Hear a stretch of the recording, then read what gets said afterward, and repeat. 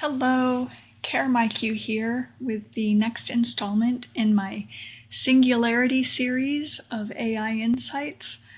In May 2024, I attended a 3-day virtual event hosted by Singularity University called The Future of AI, and it was so amazing, and there were 11 sessions led by AI experts in various fields, and they were so amazing, and each one opened my mind in a little bit different way to what this moment is in our life and why it matters and what our responsibility is here. And so I'm just a huge proponent of this information and wanting to share it here. Singularity is not endorsing me, or I'm not affiliated with them in any kind of way. I'm just sharing my takeaways that I got from these events and wanting to share that with you in case you want to learn along with me. And let's figure out what we can do together to help make sure that we shape ethical and inclusive AI. So if you wanted to hear the program directly yourself, you'd go to this website, singularitysu.org/future of AI program, and you scroll down, you can learn what it's all about. You can access the recordings here if you want to for a fee. Again, I am not being sponsored by them in any way, and I have no affiliation with them. These were some of the experts that had presentations at the event. I've already done Aaron Frank's session, Hod Lipson's session. I did one on Dr. Kelly Nuttall. She's not pictured here. Today I'm doing a presentation on Shou Chen.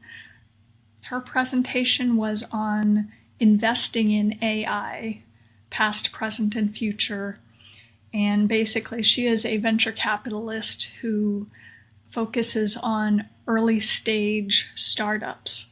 So she had a lot of deep knowledge, and I'm really excited. Every time I listen to these presentations, I just learn a little bit more and see much more about what this moment is and why it's important and why more people need to be involved in the conversation. So let's get started here.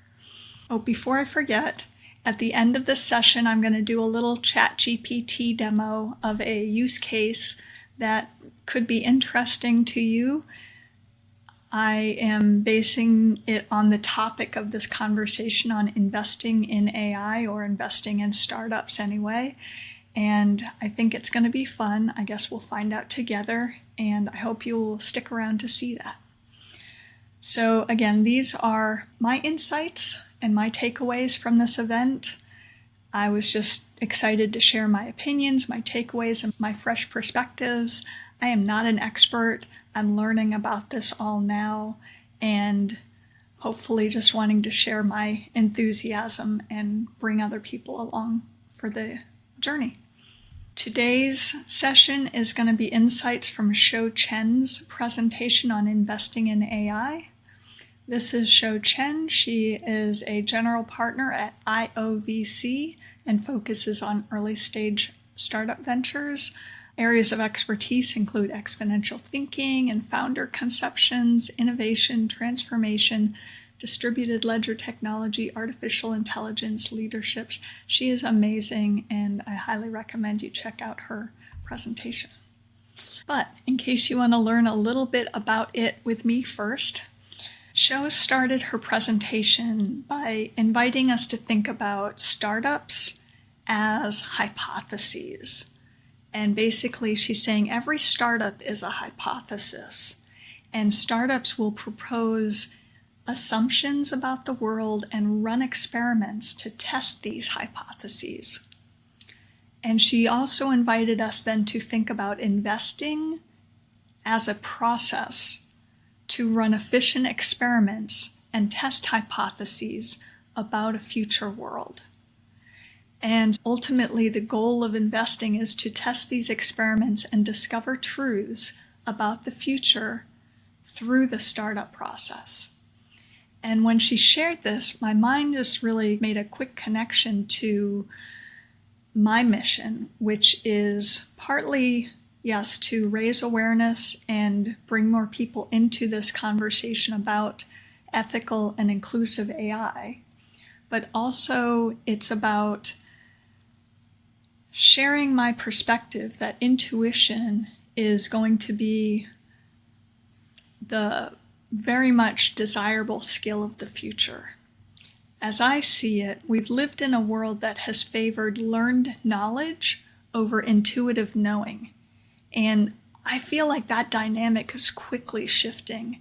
As more and more information becomes available in the cloud, in the AI models, it becomes less important to keep that information in our mind and more important to be able to know how to access it, which models should have the data that we need for what the use case might be, and how can we connect that in a way that's going to be of best service to humanity.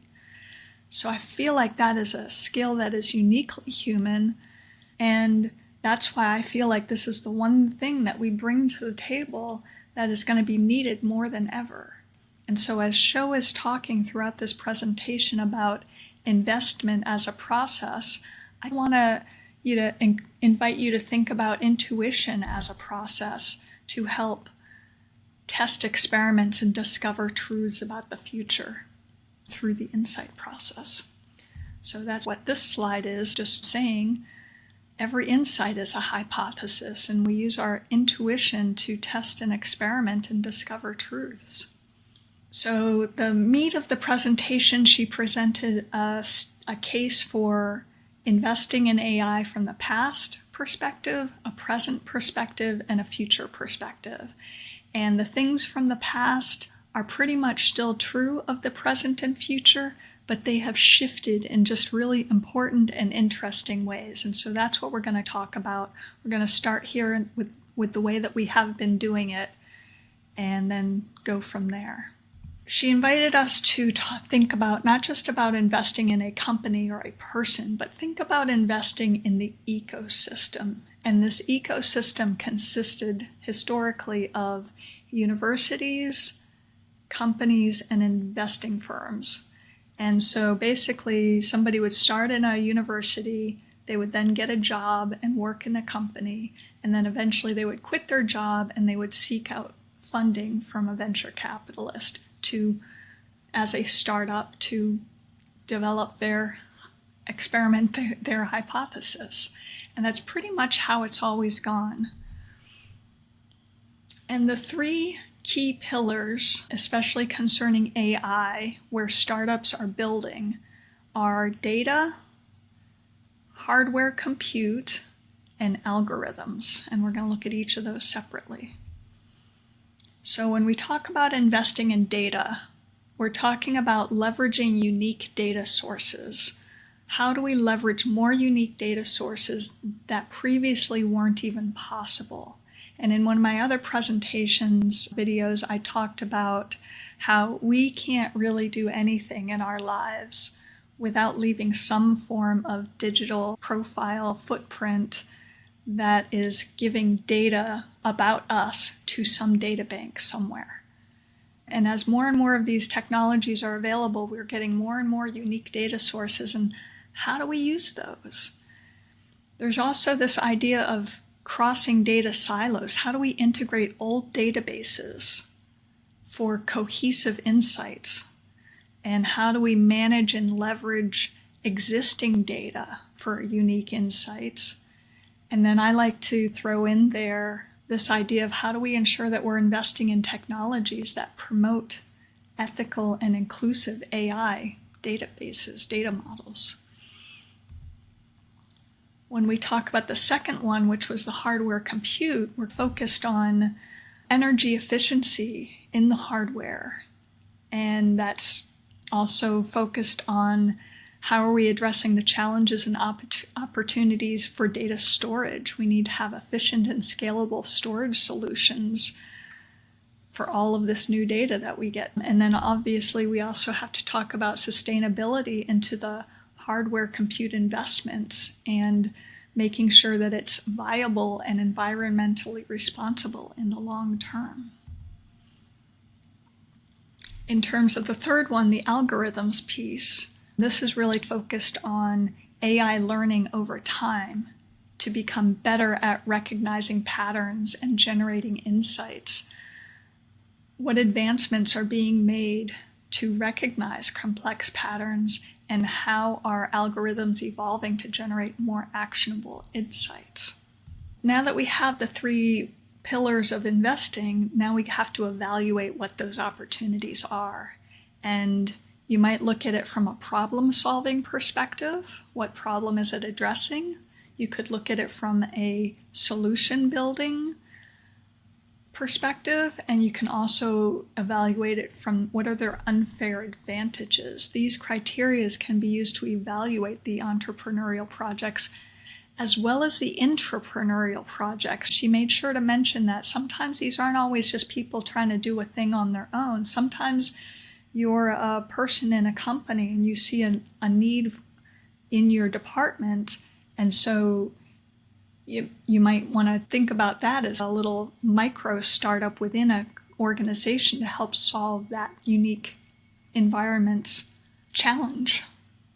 So this was a framework that she gave us for thinking about evaluating the problem. She said investors would want to know, is it a big problem? Is it a growing problem? How important is it? How urgent is it that we address it now? Is it a need or a want? And then she gave a sort of magnitude formula, cost times quantity times frequency. She mentioned that in terms of big problem, how do you define that? And that really is based on where you are. Whether you're in the US is going to have a different definition of big than some other country. And if you're an intrapreneurial project, that definition of big problem is going to be dependent on the company that you're working for, that you're creating this idea, this innovation for. Big needs to be relative to the environment, the ecosystem that it's solving for. Growth, is it a growing problem? They want to see, is it double-digit growth, at least 10% in the number of users or the number of dollars spent annually. And urgency often comes up in terms of things like regulatory shifts or perception changes or technological advancements. Right now, we are in a place in our history where we have all three of these going on at once, which is just making it very interesting and so much opportunity right now for people to step up and offer their 2 cents on some problem that they care about, that they want to bring a solution to. How do we evaluate the solution for investment? Investors look to see if the problem is clearly stated and narrowly defined. They want to know that the person solving it actually has the unique skills and experience to solve it. And they want to know that they have a personal connection to the issue that they're wanting to solve, because these things can take an average of 10 years. And if you don't have a personal, firsthand sort of experience of why this is important, you may not have the momentum to see it through to full fruition. And finally, the market viability is being able to assess whether the target customers are willing to pay for the solutions, and that if they can have the solutions, even if they're willing to pay, are they able to access it, especially in terms of technology. So it's really hard to stay motivated to building a solution to a problem that you don't care deeply enough about. But if you do, you're going to be able to tick a lot of these boxes and be better situated to make a strong investment thesis and win some awards from some of these venture capitalists. She gave an example here of the importance of personal experience. This is Eurosport, I believe is his last name. He's a CEO at a company he founded called Rescale. He had been working as a hardware engineer at Boeing and had identified some inefficiencies with the wing design process. So he took it upon himself and developed this software to simulate parts virtually.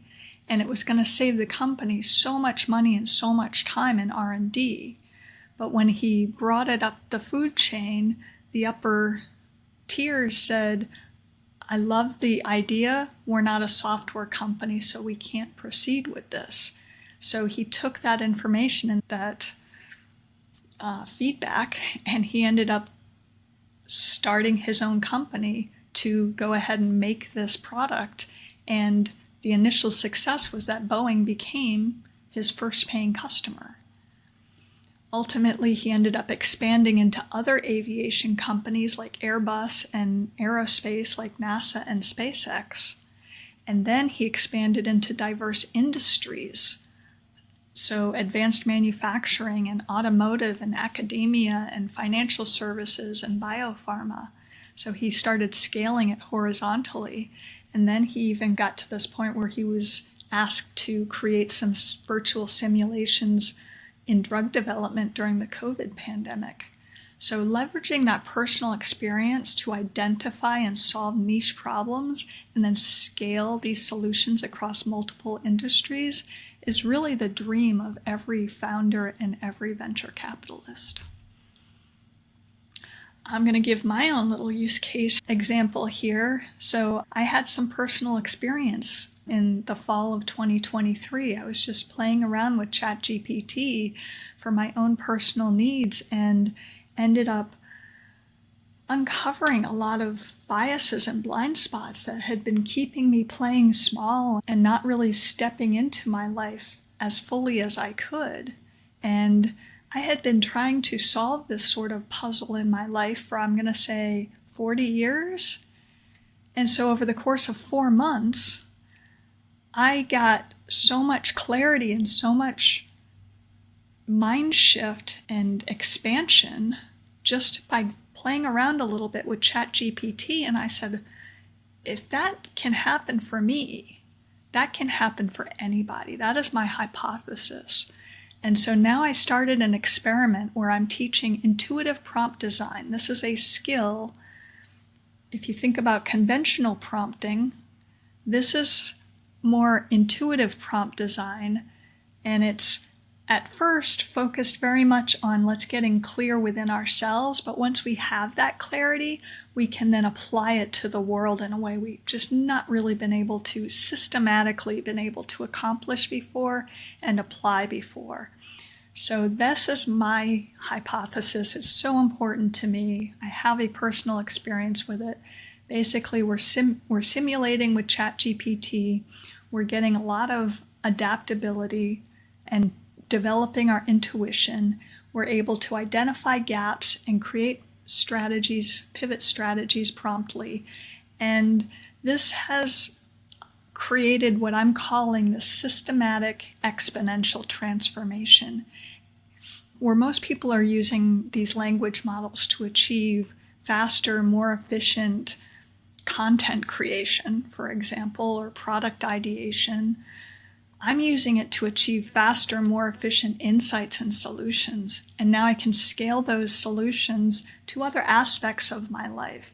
And again, this is enabling this systematic exponential transformation through this intuitive prompt design skill that I happened to develop last year. So again, my key takeaway is transform your approach with intuitive prompt design using ChatGPT to accelerate problem solving and innovation. And this is going to be a really valuable skill in the future as, like I said, we become more inclined to want to value this intuitive knowing over learned knowledge. Coming back to Shou's presentation on investing, another way of evaluating opportunities is to look at the time investment. How much of time am I willing to invest on it? What is the long-term potential? And how much mind share am I willing to invest in it? How much mental focus am I going to invest in it? And applying these rules of thumb will ensure that you invest your time and mind share wisely and help make informed decisions about personal and professional commitments. So the last piece of this sort of evaluating investment opportunities is this identifying unfair advantages. And so sometimes the founder has an unfair advantage because they have some unique qualifiable expertise. Sometimes me as a founder of a startup might have some really unique and interesting perspective that the investors hadn't really thought of yet before. Or maybe they've thought of them before, but the time wasn't right yet to solve it. So they like this tell me something I don't know about the market piece of the puzzle. When they look at a product, they want to see that it's at least 10 times better, faster, cheaper, more efficient over the existing default options. And in my case, I feel like my intuitive prompt design and my community overall, Cathartic Clarity, is, again, I was trying for 40 years to achieve a point of clarity, and it only took me 4 months. So that's 120 times better than the previous default option. So I think that's a pretty strong case there. The acquisition strategy, they love to have low or free acquisition costs. That kind of means the users, how much are the users costing to come in and use your product or service. And then they also want to look at the potential network effects of this service or product that's going to potentially lead to a monopoly. Coming to the end of looking at investing from what we've done up to now in the past, she left us with a tool to evaluate opportunities. And there's this accelerator called Y Combinator. And it's like a Google search for startups that have been backed by this accelerator, Y Combinator. And it provides valuable insights into the startup ecosystem. So you go to this database at ycombinator.com, I think it's /companies, and you can search for keywords and for similar startups to your idea, and you'll get to see companies who are ongoing, companies who have successfully exited, and also companies who have failed. And this is important because even the failed companies have a lot of great information and a lot of great opportunities, because if you can go and talk to some of the previous pioneers of this problem that you're wanting to solve, they might go, oh, I see you solved this problem that I couldn't. I'm going to invest in you. And that sort of lends credibility when now I'm taking my product to a venture capitalist and looking for funding. They're excited to see that people who have tried it before are now on board and backing what it is you're doing. And that brings us to the next section, which is investing AI in the present day. And again, it's still has a lot of the same bones, but just the little nuances I'm going to pull out here. So present trends in AI ecosystems, we're still looking at the same 3 pillars, the universities, the companies, and the investment capital. But now it's happening in a little bit different way. We no longer need to go through the whole process. Now universities can directly raise funding, and also full-time students can also approach venture capitalists more now than ever to seek funding. And there's a couple examples that we'll talk about there. And part of what makes this possible, or maybe mostly of what makes this possible, is this lower barrier to entry right now than at any other time in our history. The tech advancements that we're seeing right now have reduced the need for extensive experience in some field. Generative AI products, for example, can be built now without decades of experience. And this is all leading to a tremendous democratization of technology, of innovation, and also of abundance. So this is really important moment, and that's part of what makes this moment so unique in our time. So there's also this shift in startup origins. Fewer projects and startups are spinning out of companies, and more are coming from this university level founders. So it's really important to recognize the evolving direction of the AI ecosystems and recognize shifts in the market like this lower barrier to entry and how that redefines success for us.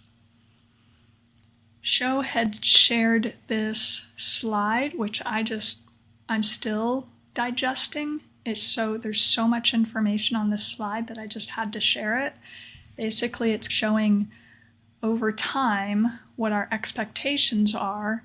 This is for the hype cycle of artificial intelligence as of July 2023. It starts with an innovation trigger. We reach a peak of inflated expectation. We enter then a trough of disillusionment, then go into a slope of enlightenment, and then finally end at a plateau of productivity. And historically, this used to take about 5 to 7 years or so, I guess, is what I remember hearing anyway. Qualify that comment. And now it's sometimes taking less than 2 years. So this is really, again, amplifying this exponential curve that a lot of this technology is on that we've never experienced before. And I particularly love this because my experiment, my hypothesis is rooted in generative AI, which is right here at the peak of inflated expectations right now. And it's dark blue, which means it's expected to come down through here and back up to reach this plateau of productivity sometime in 5 to 10 years from now. So that's really important information for me, so that as I'm heading down here and I'm heading down the slope and maybe even down in this trough a little bit, I might end up feeling disillusioned. Oh, maybe that was just a fad. Maybe I should pivot. If I give up here, I'm missing the actual full fruition of my ideas. So it's just important to keep this in mind, that sometimes these, especially with technology, this sort of hype cycle can happen, and so that we remain persistent and trust the process and see our ideas through if we imagine that they are on an exponential curve. So how do we evaluate investments in AI in the present that's different than how we did it in the past? We're still doing it basically the same. We still want a big problem. We still want it to be growing fast. We still want it to be urgent. We still want it to be a need versus a want. And we still want to use that magnitude formula.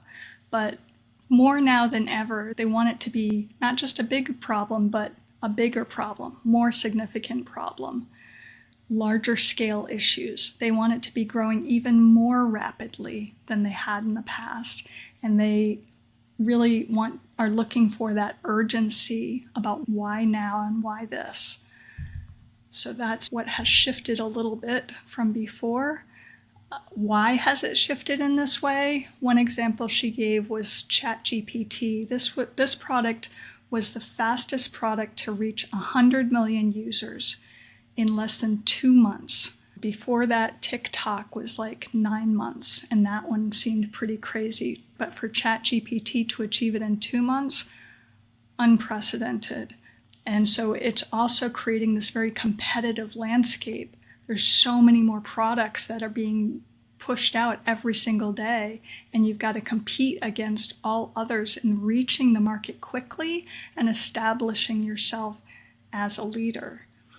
And so in the current AI landscape, problems must be bigger, growing faster, and addressed immediately to stand out. And this shift is reflected by the accelerated pace of AI development and adoption. Let me go back to that one. This is also where I'm saying intuition is even so much more important now than ever, because, again, as we're trying to step into this very fluid, very ever-evolving landscape, you got to move faster, and you got to be able to make decisions on imperfect information. And that's where intuition, someone who's very deeply established a strong track record for their insights, is going to be a highly desired addition to any team. So now we talk about evaluating solution potential in the present. Again, we still want to see that personal connection. We want to see it even more so now. We want to see a strong business model. Too many free tools right now are struggling to find paying customers. We want to look at, will this startup improve as that underlying technology improves, or will that underlying technology overshadow the startup as it improves? These are important things to think about now. So assessing the solutions based on these factors ensures a comprehensive evaluation of AI solutions. And then we talk about the unfair advantage piece in the present AI ecosystem. Again, the founder's role, being able to build and iterate faster than ever before, important to stay on top of rapid market changes. We want a company that's going to onboard and retain users better than its competitors. And we want to be able to stay ahead of market shifts. This is so essential for success in AI.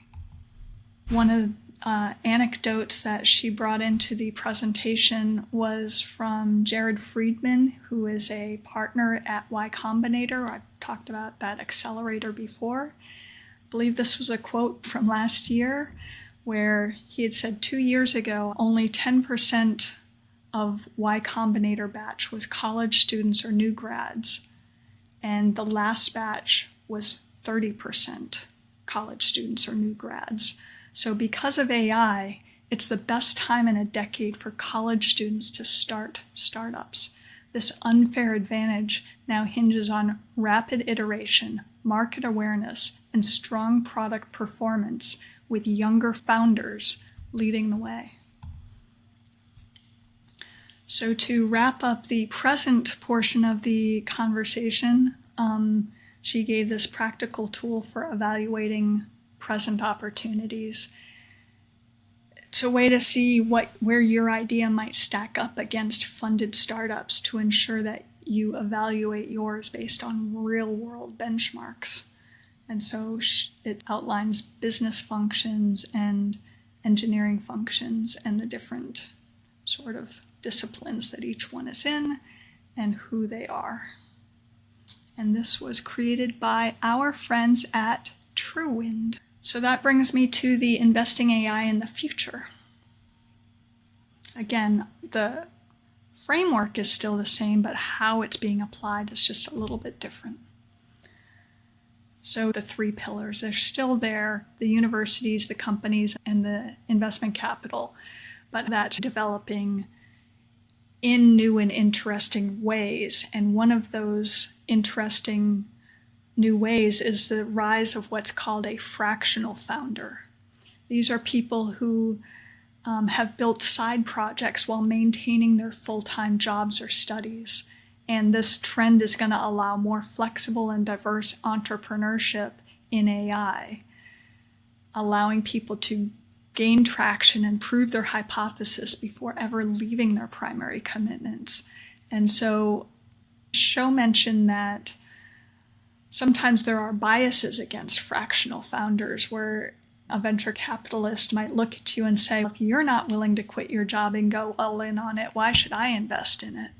And Shou is saying that this is going to be shifting quickly, and fractional founders are actually going to be more desirable to want to invest in, and maybe they won't even be seeking investments because you can do it at such a low cost of entry in this day and age that if I, as an investor, want to invest in you, I'm going to look hard and say, what do I have that you might want, an investment partner wants? So it's shifting the landscape here.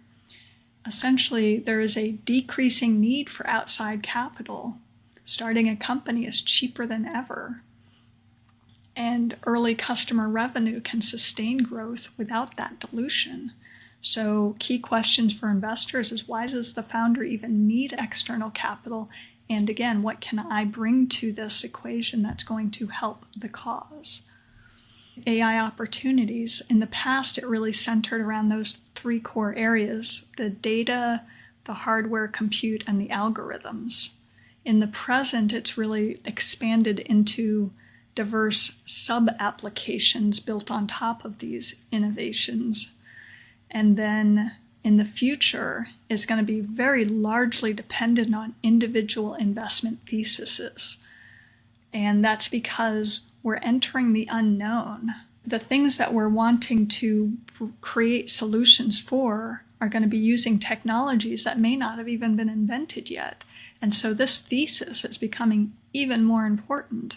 And so we're going to talk about that here next.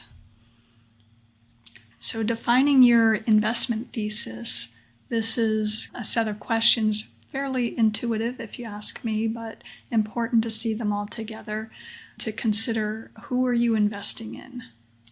What are you investing in? When are you comfortable investing? Do you want to be the first one in? Do you want to be a first follower? Do you want to come in later when it's a little bit more safe? Where are you investing? Why are you investing? How are you adding value to the founder? These are just so important so that you can focus your energy and intention and capital in AI. Shou gave an example of her current investment thesis. Her who? She really wants to invest in fractional founders. These are, again, individuals who are building part-time while validating their hypothesis. Why does she think this is important? Her prediction is that more people will be building fractionally in the future. And some of the benefits is that it helps to avoid unhealthy pressure on the founder to deliver prematurely, and it also helps to ensure more reliable growth.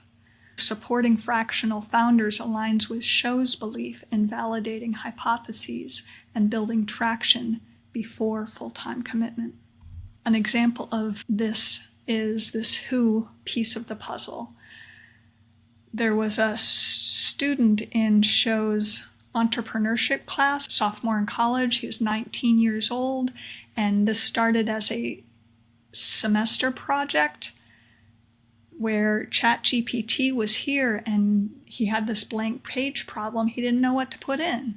So he got together with a bunch of his network, a bunch of his peers, and he's, hey, I'm going to build this prompt sharing community, and I'd love for you guys to share what prompts you're using, what industries, what use cases it's for.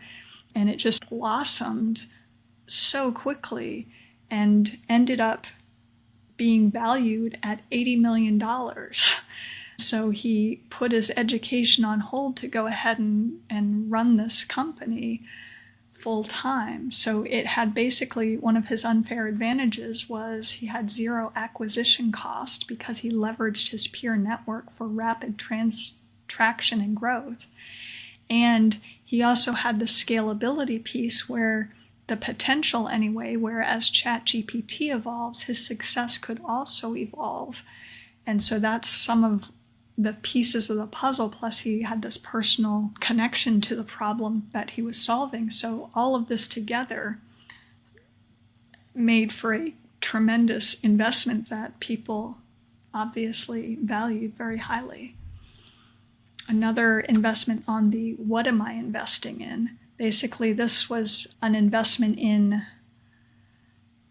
not a platform per se, but an underlying technology for system-to-system reasoning. And Kanjun was a former chief of staff at Dropbox, and as they were taking the company public, they encountered challenges automating the internal workflows. So she created this company, Imbue, as an AI startup focused on infrastructural AI that enables systems to reason with each other.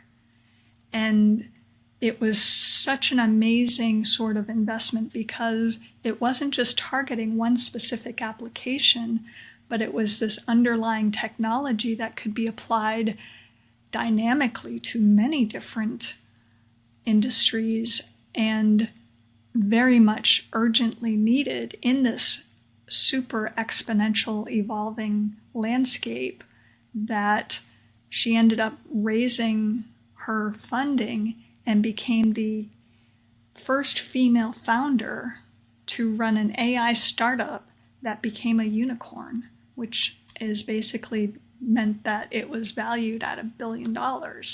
So that is another example of finding an investment that has scope beyond what one might imagine, even at the beginning of noticing what the problem is. Shou made a point to bring this next idea up, that she feels AI reasoning is a field that is ripe for solutions and innovations, and so she would love to see more investment in AI reasoning. An example that she gave was the current limitations of ChatGPT. Currently, it can perform a specific task, but it lacks the ability to back solve the steps that it took to get there. It can't autonomously plan and execute multiple step processes to achieve end goals. And so we really need this AI reasoning piece, super urgent right now. One practical tool she gave at the end of the future segment of the presentation is, how will you invest your capital and time in the world of AI? And so she gave us this internal ranking tool where you could rank investment opportunities by the team and by the product on a scale of 1 to 4. 1, I love it, I will lead the deal. 2, I like it, but not enough to lead. 3, don't really like it, but not enough to kill the deal. And 4 is, I hate it and I will absolutely kill the deal. And so it's just important to quantify your gut feeling about an opportunity, assign some number to it, and then do a post-mortem analysis at some point in the future, maybe a year from now, look back and go, what was my gut feeling about it and how did that pan out? Was it right? Was it wrong? And if so, how and why? And that's going to help you refine your investment decisions in the future. Again, she's saying gut feelings, I'm saying intuition. I decided to take this, let me see if I actually did this here. Yes, I created a practical tool for you to rank intuitive insights. Basically the same sort of thing. 1 is a strong intuition that you're highly confident in. 2 is you feel good about it and you're open to exploring it. 3 is, I'm not so certain about it, but I'm not ready to take action. And 4 is, no, I'm not really feeling too good about this one. So tracking those insights along with your assessment and then tracking over time will help you refine your intuition and make some evidence-based adjustments. So as we start to wind this down a little bit, there were just a few more important points that she brought in. Building for the future, she really wanted to emphasize this patience in investment, that it can take 5 to 10 years. And so the founder has to be patient, the investor has to be patient, especially with intrapreneurial projects. You want to make sure that the upper management is going to be supporting you in the way to allow sufficient time for those projects to prove their success and to avoid premature shutdowns. So this pink line represents our human cognitive ability to estimate a rate of change over time. We think the rate of change is going to go like this over time. And with an exponential technology, which is represented by this blue line, it takes a long time to see just even a little bit of progress. And so somewhere around here, if you're in a company or you're a VC, and you're like, I think we should be here, but you still haven't really barely scratched the surface. This is the time where a lot of projects get killed.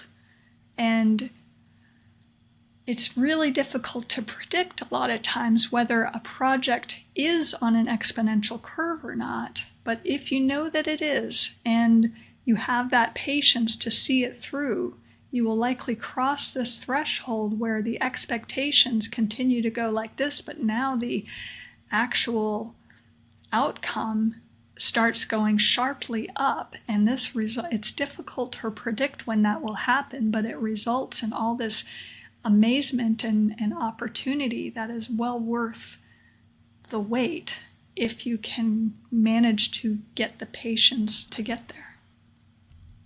So again, I'm tying this to intuition. It's very much the same. Developing your intuition takes time, and to mature and show results, you want to be aware of what your biases are. Some biases are helping you, some biases are getting in your way, could be different ones at different times. This is why I'm teaching using AI, ChatGPT, for this process of just raising the awareness of it, tracking our decisions over time so that we can analyze and adjust and refine our intuition based on the outcomes, and really just making that commitment to long-term growth and honing our intuition. Ultimately, I'm saying here that developing our intuition requires patience and a commitment to long-term growth with an awareness of biases to refine your intuitive decision-making. Shou had recommended that we all pick up a habit to increase our exposure to AI information, because this is what leads to deeper understanding over time. I can tell you that is true for me. Last year around this time, I had very little awareness of AI, and honestly, I was a little afraid of it. And here I am leading weekly education seminars on the topic. Definitely useful to subscribe to an AI-focused YouTube channel, perhaps my own. Subscribe to AI-focused newsletters. Also working within your network, connecting with someone new on LinkedIn in the AI space, or tech-focused events, or universities and alumni networks. These are all great options for getting in and learning more. And the last sort of point that she talked about that really took me into a little bit of a different space that I felt was important to bring in here. She said, up to this point, we've talked about evaluating investment opportunities based on the problem, the solution, and the unfair advantage. And she said, we focused on the role of founders as entrepreneurs and intrapreneurs as problem solvers. And then she said, going forward, what's actually going to be more important are investing in, empowering, and enabling people who are problem explorers for us to successfully navigate the dynamic unknown future of AI. And I found that term fascinating, problem explorers. She highlighted it with this quote from Richard Riley, who was a former U.S. Secretary of Education, and he said, "We are currently preparing students for jobs that don't yet exist, using technologies that haven't been invented in order to solve problems we don't even know are problems yet." Again, intuition is going to be really key here, but I'm thinking about the problem explorer here. So I took that as a side note to ChatGPT, and I said, what do you think the difference here is? And so I created this extra slide where we've got the problem solvers are basically primarily relying on logical and methodological strategies, using ample research time to assess and apply the best solution within defined parameters, or at least known parameters. And it's using a skill set of technical proficiency, analytical skills, and practical application of knowledge. And then when we come over to the problem explorers, the focus is on identifying and understanding new or undefined challenges that may not yet be obvious. And this is requiring a skill set of intuition and curiosity and creative thinking, adaptability and foresight.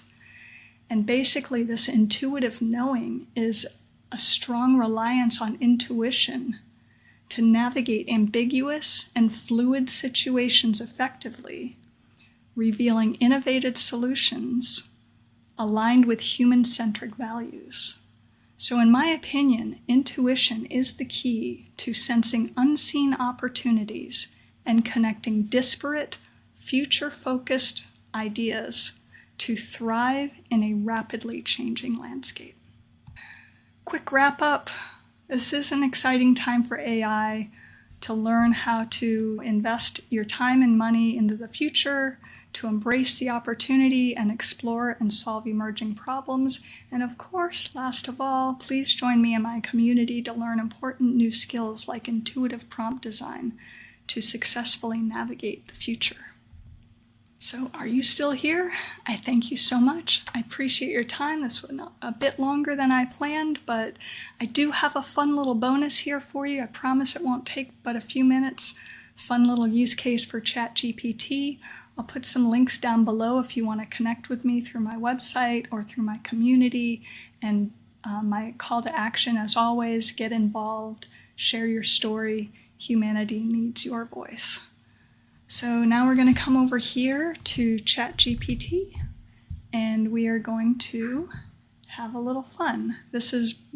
I thought we could use this investment thesis idea to create an investment thesis for my brand. So let's please create a detailed let me start again. Please describe the invest thesis from this transcript. And here I'm going to put in a transcript that I have of Shou's presentation. And let's see what it says.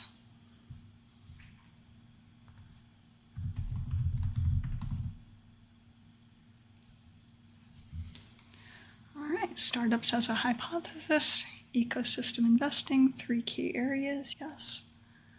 Investment thesis. All right, so I'm gonna say,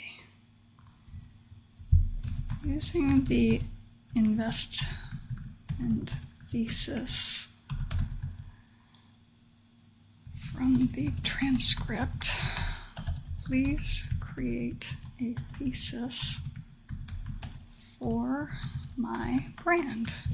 And I'm going to drop in my brand strategy guide that I created using a custom GPT that I developed, and let's see what happens.